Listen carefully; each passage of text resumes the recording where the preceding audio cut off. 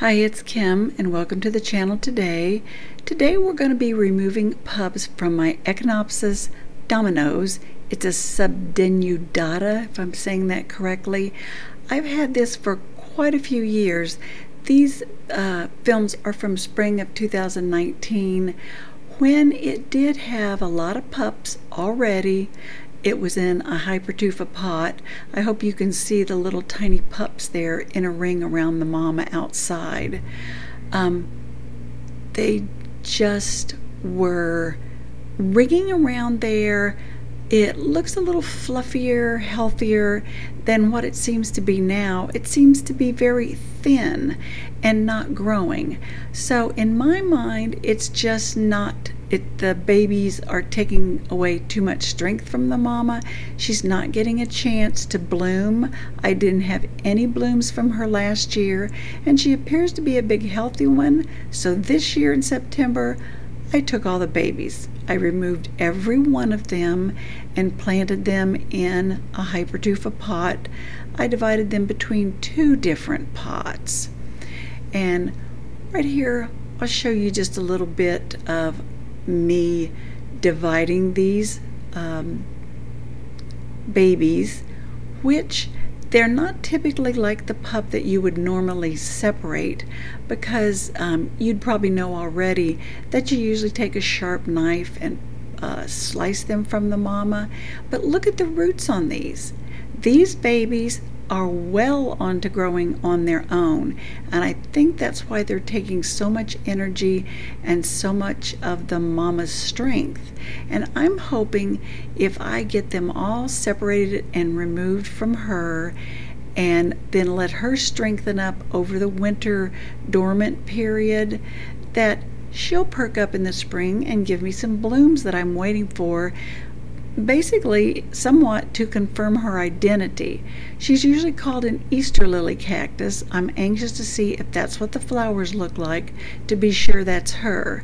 Her little pup babies look exactly the same as she does. Now they're a little tiny bit lopsided because of the way they've been pressed up against her in that tight Hypertufa pot I had her in, but she's grown real well because the Hypertufa gives her such good drainage.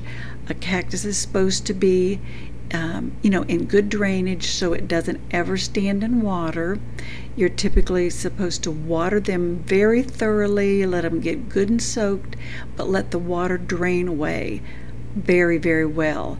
And so that's why I put her in Hypertufa, because I felt that would be best for her. But she's been in that same little pot for at least 2 years. It may have been a little longer than that. So I am pulling off all the babies. Now in this kind of a long little trough, I'm putting 5 of them. Now, of course, in the spring, I'm hoping they'll be maybe slightly bigger. If they're dormant, I probably will be making new Hypertufa pots over the winter, and I'll have them in their own separate little pot that would kind of match the size that they are now.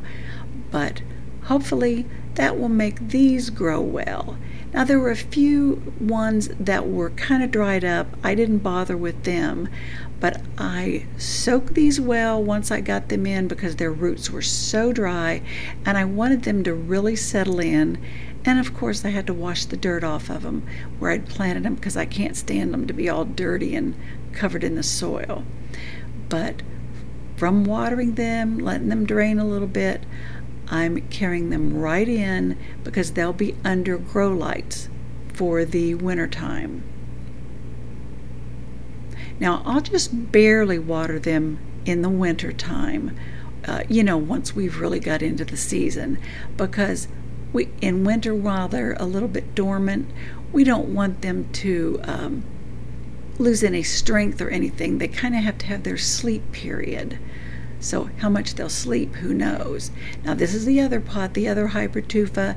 I counted and I think there's about 10 in there. So we'll be doing the same with them. They're well watered right now, supposedly soaked real good, so those roots will reach way down into the pot, get all the nourishment they need from this fresh soil. I really have my hope set for the mother. Now here's another shot of the long trough. So I've got a total of 15 of these right now, and then including the mother, that'll make 16.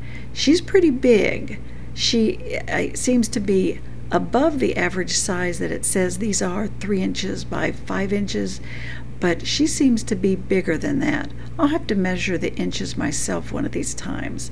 But I've got her in her own separate bigger pot, and you can see how thin her little wedges are, like the wedges of an orange. I think she should be plumped out more. So I want to water her really well. She looks a little bit plumper there. And I don't know if this yellowness is corking on the side of her, but I am really hopeful that if she has a good rest and can store up her own strength over the winter, that I will have blooms on my Easter lily cactus this coming spring. So stick around, subscribe, and we'll give you an update in the spring. But meanwhile, watch some more videos. I'll attach one I think you might like. And see you next video. Bye-bye.